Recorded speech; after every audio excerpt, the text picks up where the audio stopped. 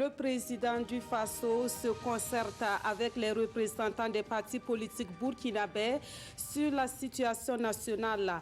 Roch-Marc Christian Kaboré a d'abord échangé avec les partis de l'opposition. Par la suite, il a échangé avec les partis de la majorité présidentielle. Les enjeux de cette concertation à suivre dès le début de ce journal. Dans l'actualité également, c'est parti pour la semaine des énergies et énergies renouvelables. La CERA est à sa 3e édition et met au centre des échanges les politiques et innovations pour une transition énergétique réussie. L'ambition du Burkina Faso à la matière, c'est de parvenir à un taux de couverture énergétique de 45% à l'horizon 2020. L'ouverture des travaux à suivre dans une dizaine de minutes. Et puis le monde du cinéma rend un dernier hommage à Saint-Pierre Yamogo. Le cinéaste burkinabé décédé le 1er avril dernier a été inhumé ce jeudi. Famille, amis et acteurs du 7e art sont venus du Burkina et de l'étranger pour lui rendre un dernier hommage. Réaction, témoignage et le portrait de l'homme à suivre en fin de journal. Mesdames, Messieurs, bonsoir. Cela dit, sur invitation du président du Faso, l'opposition politique était ce matin au palais de Kosiam.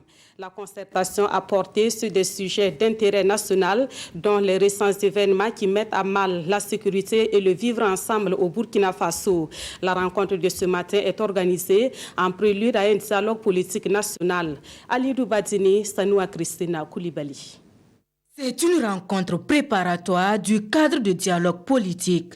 Cette rencontre prévue avant la fin de ce mois devrait permettre à la classe politique nationale d'identifier les problèmes de l'heure de la nation burkinabé. Nous saluons la disponibilité du chef de l'État à discuter, de se concerter avec nous à la fois sur des questions souvent strictement politiques, mais aussi à élargir, comme nous l'avons fortement souhaité, ces questions-là, à des questions tranchantes à la vie de la nation, dans le cadre donc, de ce dialogue politique que tout le monde attend de ses voeux et qui doit tracer de nouvelles pistes pour permettre au Burkina Faso d'affronter et même mieux de relever les défis qui l'assaillent aujourd'hui. Au nombre de ces défis, la paix et la cohésion nationale mises à mal à Arbinda et à Zouaga.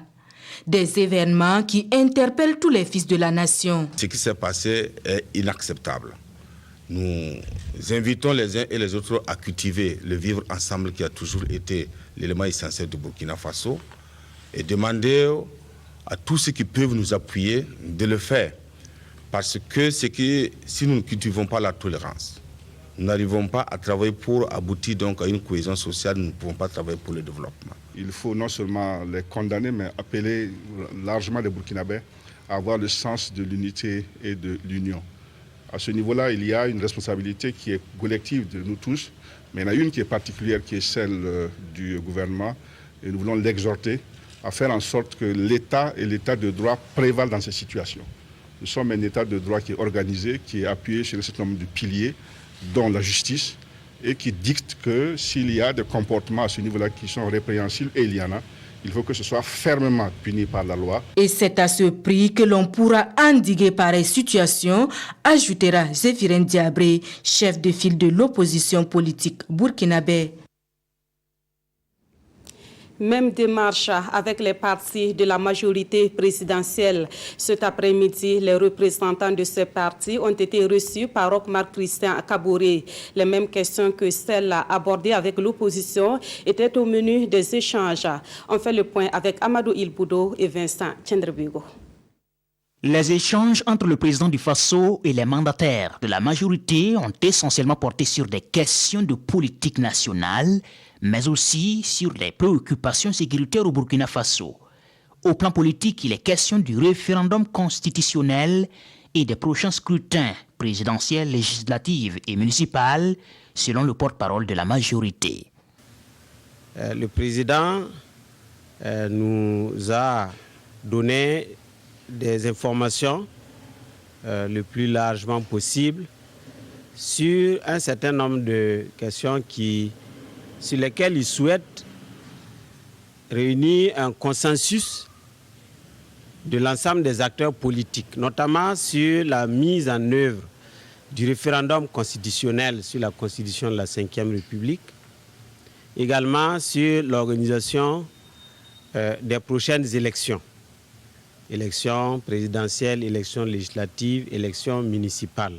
Le président nous a donné la possibilité de mener les concertations en notre sein et de lui revenir avec des opinions beaucoup plus affinées sur ces questions-là.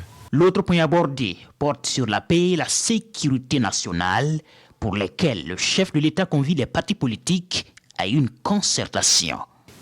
Sur la question de la sécurité, de même que sur d'autres questions comme celle ayant trait à la réconciliation nationale, au vivre ensemble, et bien sûr ces autres questions-là, le président du Faso nous a conviés également à mener des réflexions en vue de la tenue d'une grande rencontre de dialogue politique dans les prochaines semaines. De leur côté, les partis politiques de la majorité vont préparer leur point de vue pour revenir à cette grande concertation entre le président du Faso et les différents partis politiques. L'autre actualité ce 4 avril au palais de Kosiam, c'est la tenue d'un séminaire gouvernemental présidé par le Premier ministre avec une seule question sur la table. Cette question, c'est comment rendre opérationnel l'ensemble des engagements du chef de l'État avant la fin du mandat présidentiel. En plus des membres du gouvernement, les responsables du secrétariat permanent du PNDS et du bureau de suivi des engagements du président du Faso ont pris part à ce séminaire. Roger Kam et Aboubakar Sayo. Le gouvernement burkinabé est à la recherche de voies et moyens pour traduire en actes concrets les engagements du président du Faso pris lors de la campagne électorale ou contenus dans le programme présidentiel. Des contraintes sécuritaires et budgétaires ont entravé la mise en œuvre de certains engagements. Il est alors question de trouver les mécanismes pour accélérer l'opérationnalisation de l'ensemble des engagements. Pour y arriver, des méthodes de travail ont été proposées par le bureau de suivi des engagements du chef de l'État. On nous a demandé à chaque ministère de sortir des actions concrètes et précises qui peuvent être mises en œuvre immédiatement ou qui sont en cours de mise en œuvre pour que nous puissions les finaliser. Donc il y a cette revue-là qui va être affinée. Il y a également la mise à disposition d'outils techniques, d'outils également modernes numériques pour que nous puissions nous-mêmes faire le monitoring, pour pouvoir donc alimenter les banques de données pour que tous les acteurs, quel que soit le seuil où ils se trouvent, soient informés des réalisations qui sont en cours. Il y a des délais précis qui sont donnés sur le déploiement de cette activité de délivrologie, mais également plutôt de redevabilité, d'effectivité des engagements du chef de l'État, qui sont des éléments importants. Donc ils vont être mis en œuvre dans un délai précis qui a été proposé au Premier ministre et qui va donc acter avec le chef de l'État pour que nous engageons ce processus-là. Une synergie d'action entre les différents ministères, le secrétariat permanent du PNDS et le bureau de suivi des engagements du chef de l'État est désormais de mise. L'objectif est clair, parvenir à une meilleure coordination des actions et une meilleure mise en œuvre des engagements pour que la parole du chef de l'État puisse être respectée avant la fin du quinquennat. Autre titre de l'actualité, la semaine des énergies et énergies renouvelables d'Afrique a ouvert ses portes ce jeudi dans la capitale burkinabé. À cette troisième édition de la CERA, la réflexion porte sur les politiques et les innovations pour une transition énergétique réussie. L'événement regroupe les acteurs publics et privés intervenant dans le domaine de l'énergie avec comme pays invité d'honneur le Maroc. Moussa Ouedraogo, Abdelaziz Yagibou. Des sources d'énergie renouvelables, saines et à coût réduit pour faire tourner l'économie, apporter de l'éclairage et minimiser les peines liées aux épisodes de chaleur extrême, telles celles qui écrasent actuellement les Burkinabés, l'Afrique en regorge énormément.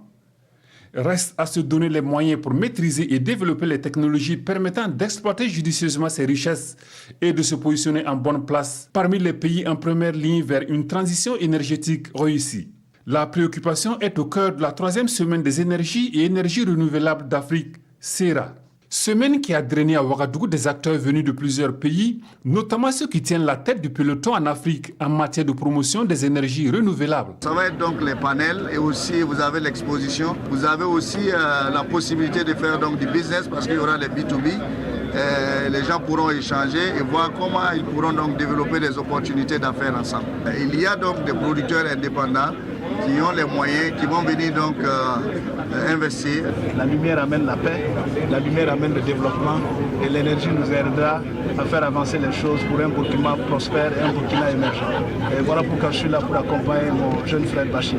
Avec comme invité d'honneur le Maroc, pays qui excelle dans le domaine des énergies renouvelables, la 3e Sura est une vitrine où s'exposent des technologies de pointe, mais aussi où s'exprime le génie des pays africains en matière d'énergie renouvelable. La difficulté que nous avons, c'est qu'aujourd'hui, la production énergétique à partir des sources fossiles ne peut plus être autant disponible que nous l'aurions souhaité.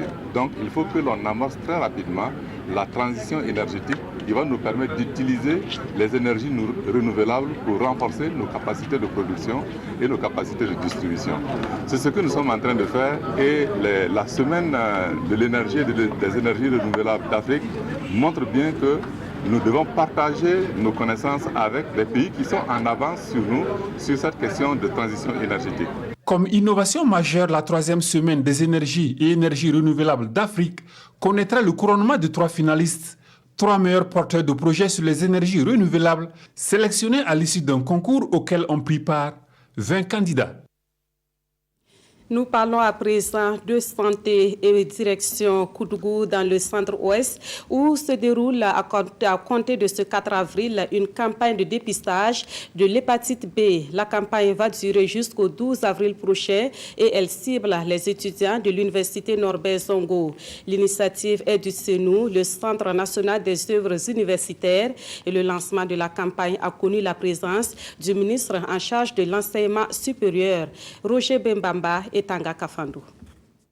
C'est parti pour la campagne de dépistage de l'hépatite B à l'université Norbert Zongo de Koudougou. Une campagne organisée par les services de santé du CENU, le Centre national des œuvres universitaires, et qui intervient après celle menée à Bobo Dioulasso à l'université Nazi Boni en décembre dernier. Cette opération va se dérouler en 2 étapes qui vont être menées concomitamment. Il y a la stratégie fixe où les agents de santé sont aux horaires normales de 8h à 13h au niveau des services de santé. Il y a la stratégie mobile où les agents de santé se déplaceront dans les cités universitaires et dans le centre de formation et de vie universitaire de 8h à 13h afin de permettre à tous les étudiants de bénéficier de ce dépistage. La campagne s'inscrit donc dans le cadre du projet dépistage dans les universités.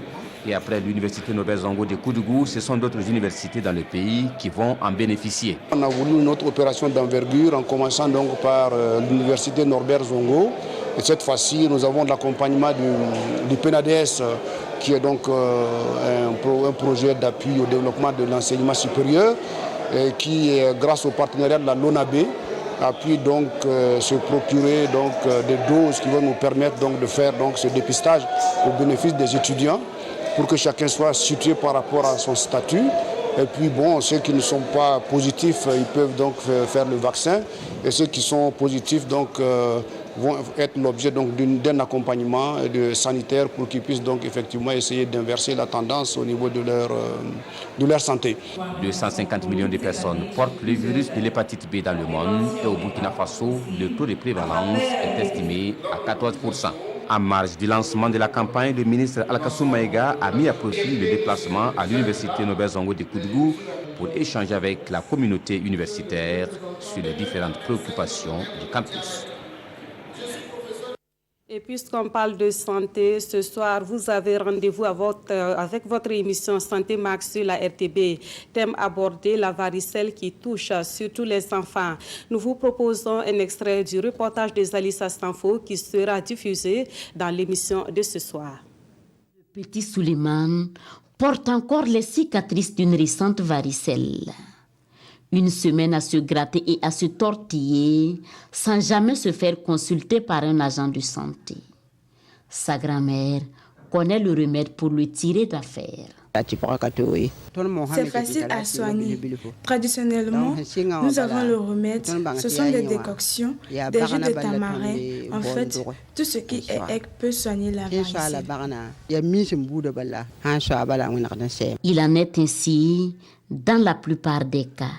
La varicelle est considérée comme une maladie bénigne, alors pas besoin de consulter un spécialiste. Service de dermatologie du professeur Adama Traoré à l'hôpital Yalgado Ouedraogo. En cette période d'épidémie de varicelle, les couloirs sont vides. Aucun malade dû à la varicelle n'est hospitalisé ici. Tous ont recours aux remèdes de grand-mère. Et les pilules de grand-mère pour faire passer la varicelle ne passent pas ici chez les spécialistes. Le professeur Adama Traoré nous montre ici des images de varicelle traitées avec des remèdes de grand-mère dégénérés en un véritable problème de santé.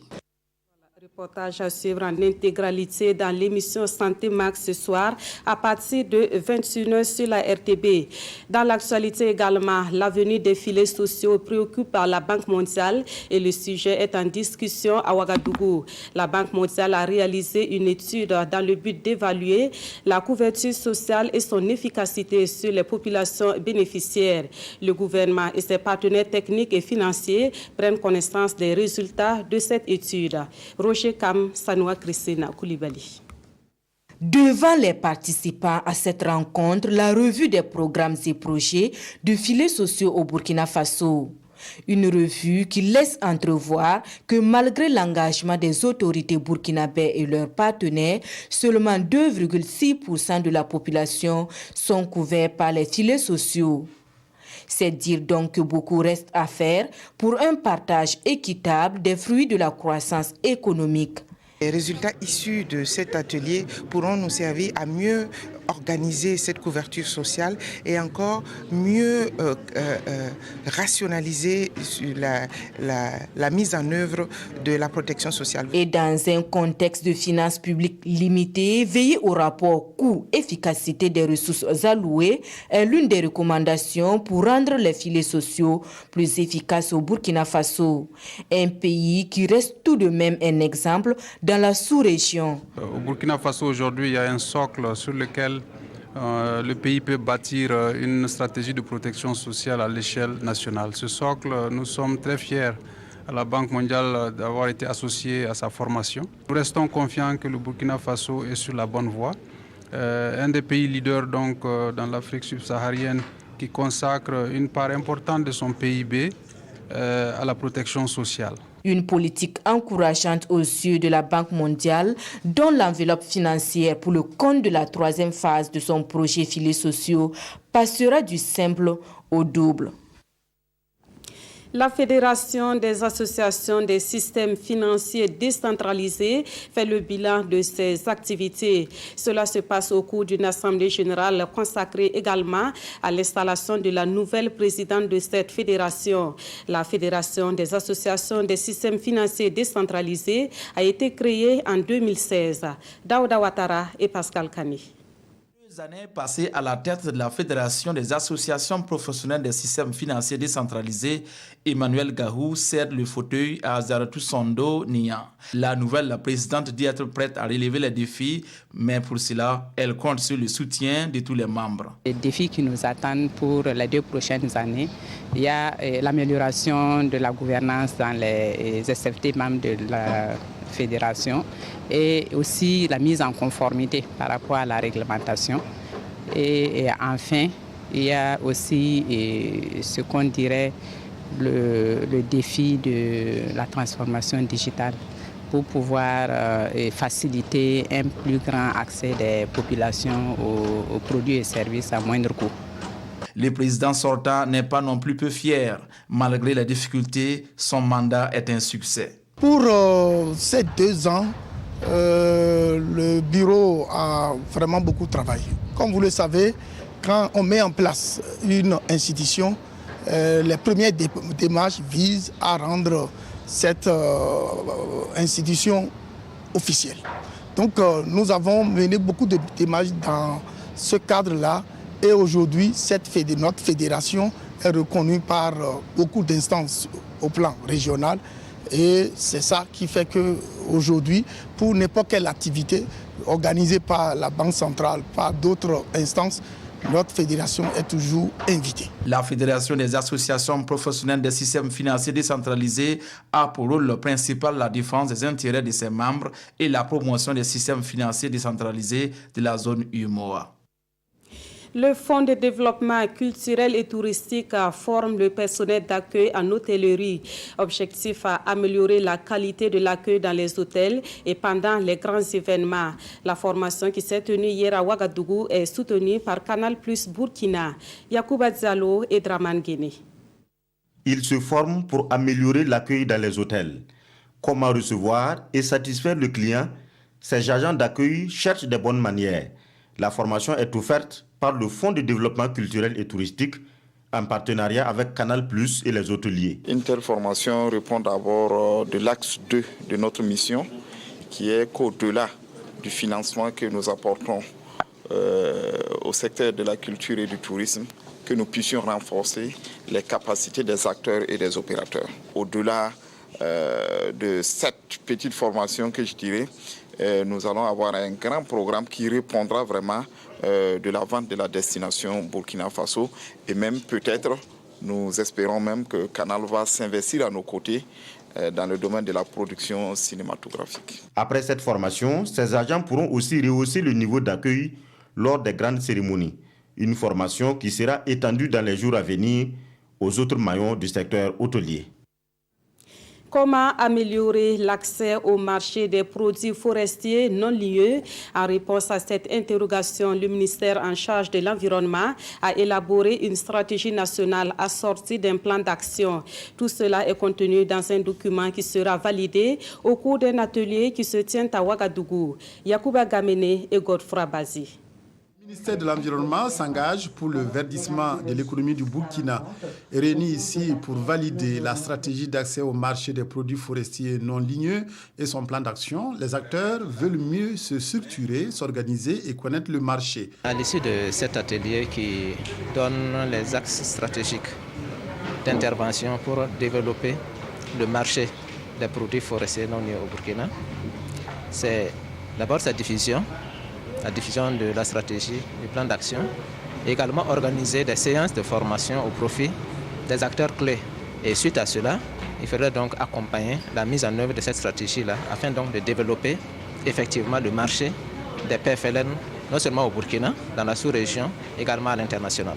Pour réduire la pauvreté au Burkina Faso, les acteurs de la filière des produits forestiers non ligneux, PFNL, veulent accroître davantage leur contribution au PIB avec l'adoption de ce document. Une stratégie d'accès qui entend améliorer la compétitivité et la mise en marché des PFNL. Des cantinières des écoles de Ouagadougou savent désormais tout sur la préparation du Mongbin. Elles ont suivi une formation initiée par le promoteur du Mongbin, le Lalena Batsigré. Une formation couronnée par une séance de dégustation et la remise de 200 tonnes de cette légumineuse au profit des écoles de la commune de Ouagadougou. Césaire Carrefour et Zalissa Sanfo. Ici, à l'école Pape Doua de l'arrondissement numéro 12 de Ouagadougou, les élèves découvrent les saveurs, les goûts de ces mets à base de mongbin. Du mongbin au gras, des biscuits, du pain, du jus, bref, il y en avait pour toutes les papilles gustatives. C'était bon et presque tout le monde a mangé. 1053 élèves de la commune de Ouagadougou, elles ont déjà dépassé cette phase de dégustation. Le mongbin y est servi gracieusement, le Lalenaba, qui milite ainsi en faveur d'une nourriture saine et suffisante pour tous les enfants. Cette année, la mairie de Ouagadougou, en collaboration avec les autres mairies d'arrondissement et des communes rurales, a eu à s'intéresser au mongbin. Ils ont en tout cas ravi la flamme en achetant plus de 200 tonnes pour 1053 écoles de la commune de Ouagadougou.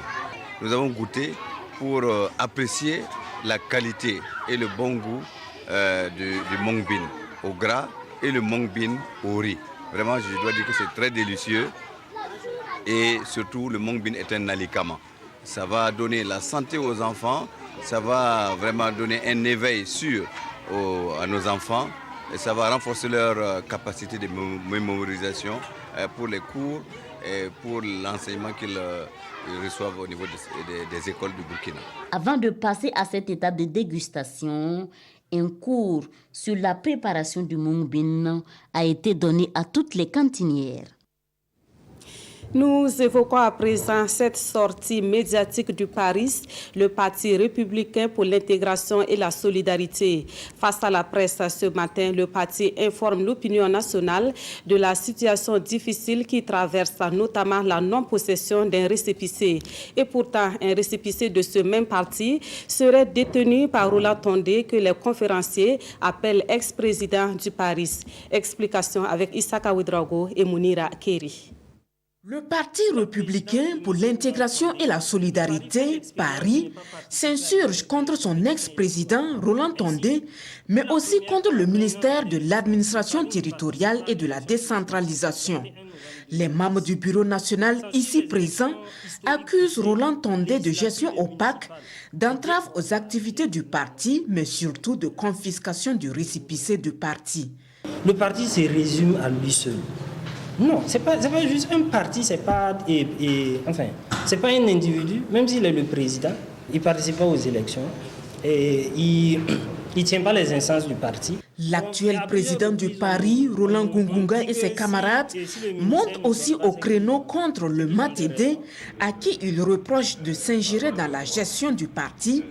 Le refus de délivrer un nouveau récépissé au parti est perçu par le bureau national comme un abus de pouvoir et un non-respect de la loi portant charte de parti politique. Si on peut appeler ça bagarre, oui, c'est effectivement dirigé contre le MATDC parce que c'est eux qui refusent de nous délivrer le récépissé.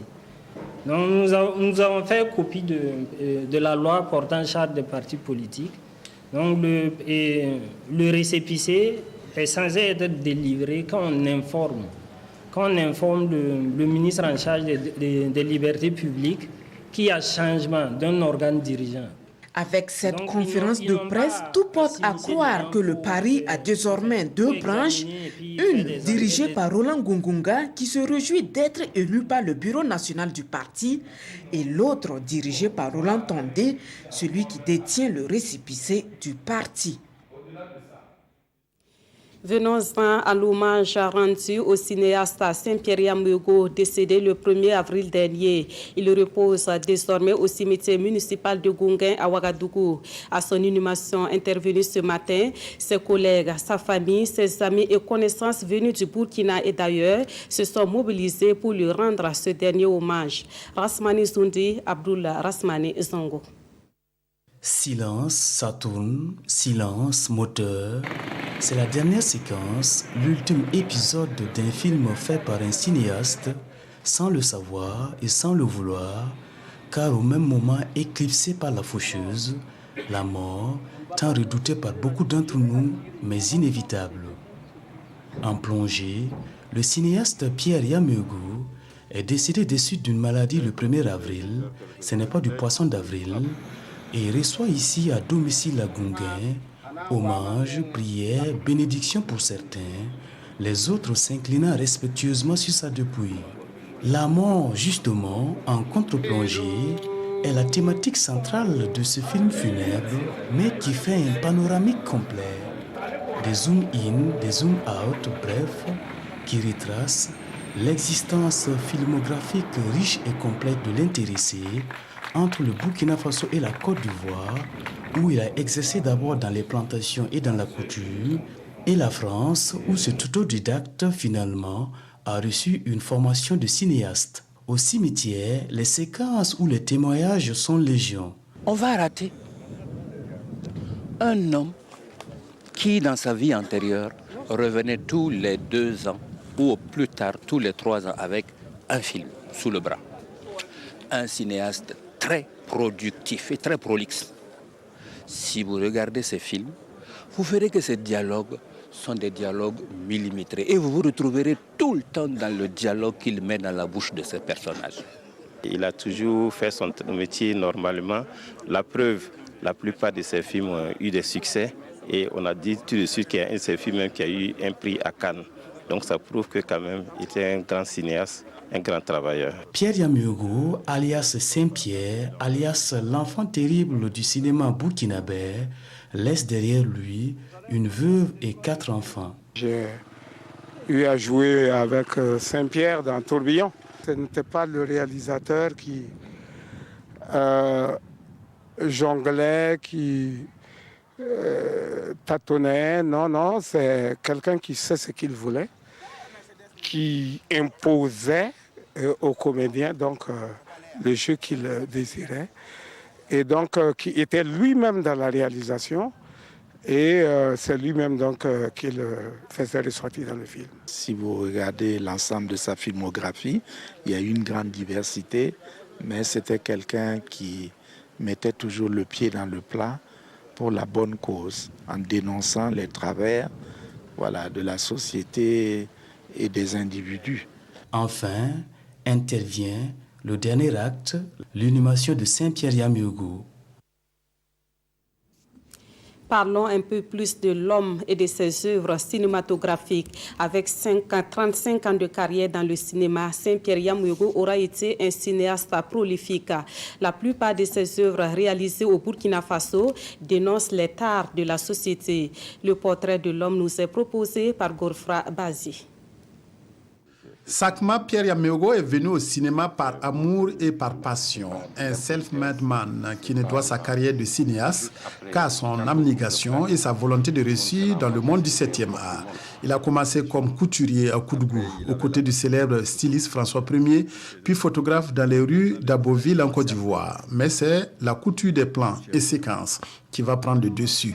En 1978, il débarque à Paris, s'inscrit dans une école de cinéma où il obtient son CAP en photographie. Plus tard, au conservatoire, il poursuit de brillantes études qui sont sanctionnées en 1982 par un autre parchemin. Avec ce background, il se lance en 1984 dans la réalisation de sa première œuvre, un court-métrage de 10 minutes, L'œuf silhouette, suivi de Dounia, Le Monde, œuvre autobiographique qui relate les difficiles conditions de scolarisation des jeunes filles. Malgré un accueil mitigé de sa première œuvre par la critique, Pierre Yamugo ne baisse pas les bras et réalise en 1990 La fille, tout va bien, une œuvre qui va révéler au grand public le comédien Abdoulaye Komboudri qui deviendra par la suite l'acteur fétiche de Pierre Yamugo, devenu pour ses pairs et le public Saint-Pierre, puisqu'on le retrouvera à l'affiche de Wendemi, film qui créa un petit scandale à cause de sa trame mettant en scène un prêtre, ou Silmandé est réalisé en 1985. Abdoulaye Komboudri, c'est d'abord fils de l'homme avant de devenir l'homme du peuple. La carrière cinématographique de Saint-Pierre Yamugo se poursuivra par la production et la réalisation de longs métrages de fiction qui connaîtront des succès populaires ou dans des festivals. Bayiri, qui dénonçait les exactions subies par les Burkinabés en Côte d'Ivoire. Delwende, qui tire la sonnette d'alarme sur un autre fléau, l'exclusion des femmes accusées de sorcellerie dans les villages du Burkina. Pierre Yamugo a également réalisé en 2003 Moi et Mont Blanc, œuvre qui se présente comme le seul film du réalisateur tourné entre Ouagadougou et Paris, où vivait l'atypique cinéaste. Passionné du 7e art, Pierre Yamugo défendait son métier avec véhémence, ne mâchant pas ses mots et dénonçant tout va l'état du cinéma burkinabé et de la société. Mais quand l'occasion de retrouver entre amis et confrères se présentait, il savait partager son humour et sa joie de vivre. En septembre dernier, le jour de l'enterrement de son ami et frère Missa Ibié, il déclarait « La prochaine fois, ce sera moi », un cinéaste de la génération du 35 mm qui vient de déposer sa pellicule aux grandes dames des amoureux du 7e art. Voilà, paix à l'âme du disparu. Et c'est sur ce note d'hommage à Saint-Pierre Yamugo que s'achève ce journal. Merci de l'avoir suivi. Tout de suite à 21h, Santé Mag avec Maïmouna Daou. Merci de votre fidélité à la RTB et à très bientôt.